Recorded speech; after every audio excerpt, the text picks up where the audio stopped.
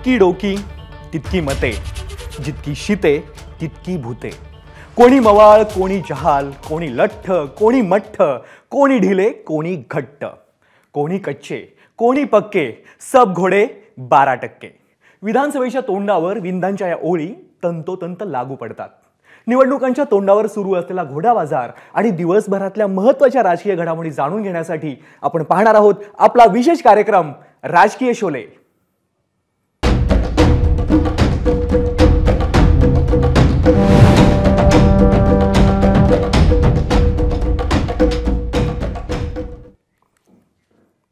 ज्यांनी दिवसभरात एकदा तरी न्यूज चॅनल पाहिलं असेल त्यांच्या डोक्यात एका बातमीचा भुंगा नक्कीच घोंगावत असेल, तो म्हणजे इनोवामध्ये सापडलेले 5 कोटी रुपये कुणाचे। विरोधकांनी आपला मोर्चा वळवला तो सांगोलेंच्या शहाजी बापूंकडे। तेच काय ती झाडी काय ती डोंगरवाले शिंदेंच्या शिवसेनेचे आमदार। मी नाही त्यातला म्हणत शहाजी बापूंनी हात वर केलेत, मात्र 5 कोटी प्रकरणाचं राजकारण चांगलंच ढवळून निघालंय। या बातमीचा 360 आढावा घेणारा पाहुयात राजकीय शोलेचा हा special report.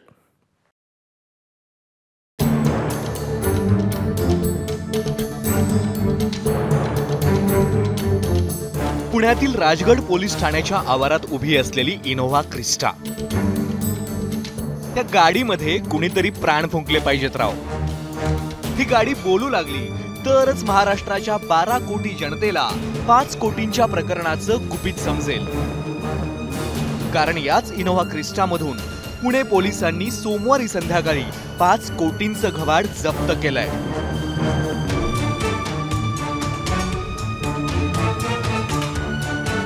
Khed Shivapur toll नाक्यावरती ज्या इनोव्हा कारमध्ये 5 कोटी रुपयांची रक्कम जप्त करण्यात आली ती ही इनोव्हा कार। गाडीचा नंबर आहे MH45 AS 2526 आणि गाडीचे मालक आहेत अमोल शहाजी नलावडे जे सांगोलचे आहेत।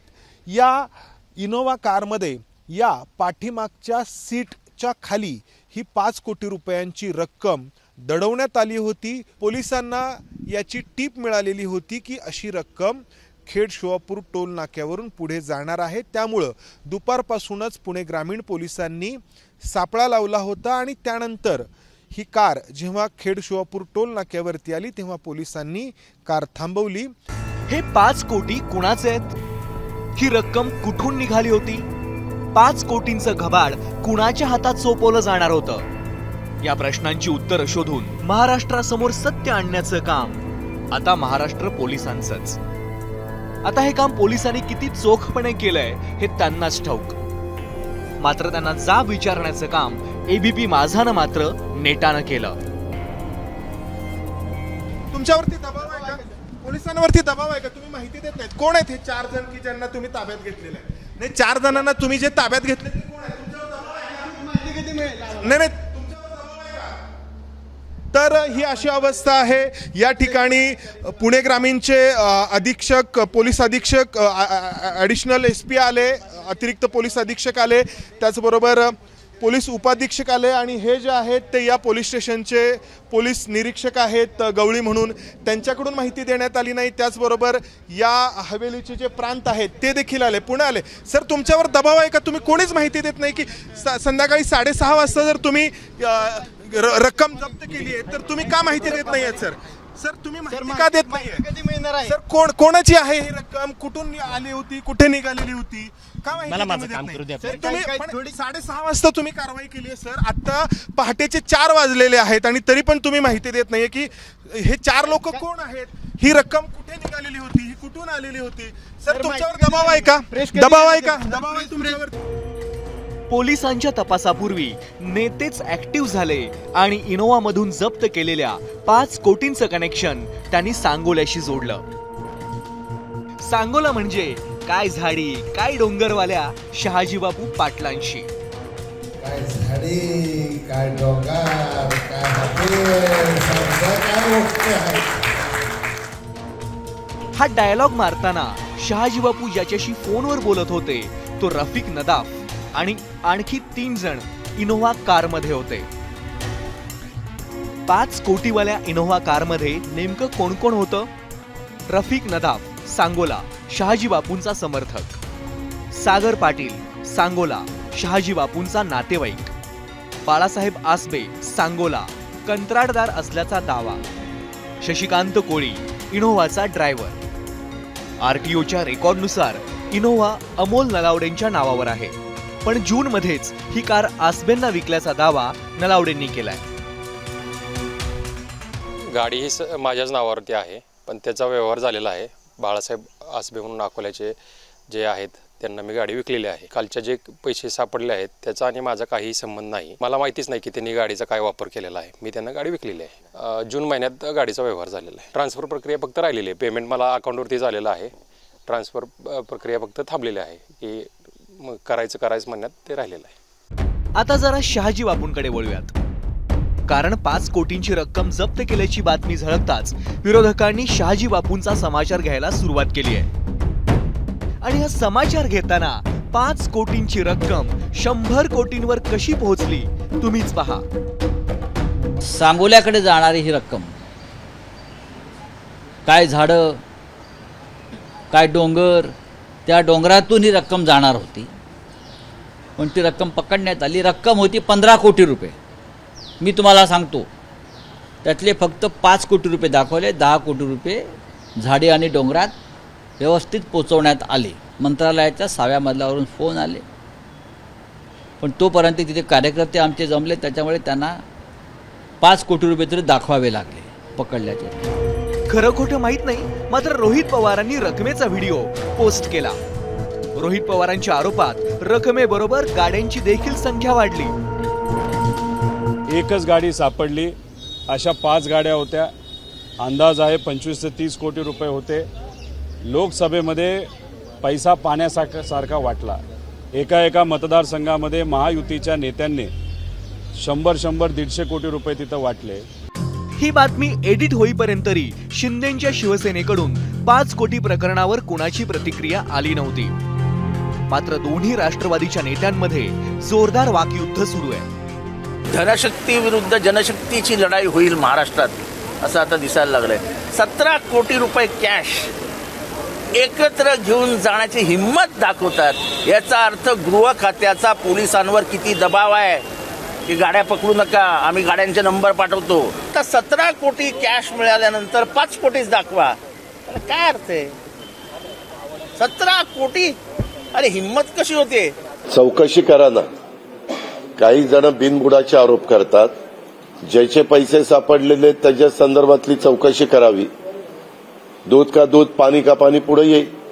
विरोधकांनी 5 कोटी प्रकरणाच्या केंद्रस्थानी ज्या शहाजी बापूंना ठेवलंय त्यांचं म्हणणं तरी काय आहे तेही ऐकूया. ही गाडी माझ्या कुटुंबातील कुणाचीही जवळची अशी नाही. संजय राऊतांना त्यांची सत्ता गेल्यापासून आणि आम्ही एक यशस्वी राजकीय उठाव केल्यापासून सकाळी रात्री झोपताना झाड दिसते, सकाळी उठताना डोंगर दिसतील. त्याची नजर सदैव मला कुठं नाही कुठं सातत्यानं टार्गेट करायचं, बदनाम करण्याचा प्रयत्न करायचा. पोलिसांनी जप्त केलेली 5 कोटींची रक्कम आयकर विभागाकडे सोपवली आहे. मात्र या प्रकरणी गुन्हा का दाखल झाला नाही हा प्रश्न अनुत्तरितच आहे. ही जी रोख रक्कम आहे त्या गाडीमधले जे एक व्यक्ती आहेत त्यांनी असं म्हटलं आहे की ती माझी आहे आणि त्या संदर्भात त्यांनी इन्कम टॅक्सला त्याचे डिटेल्स जे आहेत ते देत आहेत. दिलेले आहेत म्हणजे त्यांची रक्कम आहे ते देत आहेत इन्कम टॅक्सच्या ऑफिसर्सला. कोण आहेत सांगितलं आहे. त्यामध्ये ते एक बिझनेसमॅन आहेत आणि ती माहिती जी आहे ते इन्कम टॅक्सला त्यांनी दिलेली आहे. निवडणुकीच्या तोंडावर आता कारवायांना वेग येईल. मोठं घबाड जप्त केलं जाईल. 5 कोटी प्रकरणानं जुनाच प्रश्न नव्यानं उपस्थित केलाय. तो म्हणजे उमेदवारांना निवडणूक आयोगानं घालून दिलेल्या मर्यादेपेक्षा जास्त पैसा का लागतो? की निवडणूक आयोगानं घालून दिलेल्या कक्षेत निवडणूक लढवणं अशक्य? निवडणूक आणि खर्चाची मर्यादा. विधानसभेला 40 लाखांची मर्यादा आहे. लोकसभेला 95 लाख रुपये खर्च करण्याची मर्यादा आहे. हे तर झालं महाराष्ट्राचं. मात्र जगाच्या पाठीवर निवडणुकांच्या खर्चाचं गणित कसं जुळवलं जातं त्यावर एक नजर टाकूयात. अमेरिकेत उमेदवाराला पक्षाकडून फार आर्थिक मदत होत नाही. अमेरिकेत निवडणुकीवर 2 ते 4 अब्ज डॉलर खर्च होतात. ब्रिटनमध्ये पक्षाला प्रति उमेदवार 30,000 पौंड खर्चाची मर्यादा आहे. पाकिस्तानमध्ये विधानसभा निवडणुकीत खर्चाची मर्यादा 20 लाख इतकी आहे. बांगलादेशमध्ये हाच आकडा तिथल्या चलनानुसार 25 लाख टका इतका आहे. पुन्हा जरा महाराष्ट्राकडे वळूयात, कारण विधानसभेचा रणसंग्राम महाराष्ट्रात सुरू आहे. आता 5 कोटी सापडलेत. पुढच्या काही दिवसात आणखी काही कोटी जप्त केले जातील. मात्र मतदार राजा बिंदास सांगून गेलेत, जिकडे सत्ता तिकडे पोळी, जिकडे सत्य तिकडे गोळी. ज्याचा पैसा त्याची सत्ता, पुन्हा पुन्हा हाच कित्ता. पुन्हा पुन्हा जुनाच वार, मंद घोडा जुना स्वार. याच्या लत्ता त्याचे बुक्के, सब घोडे 12%.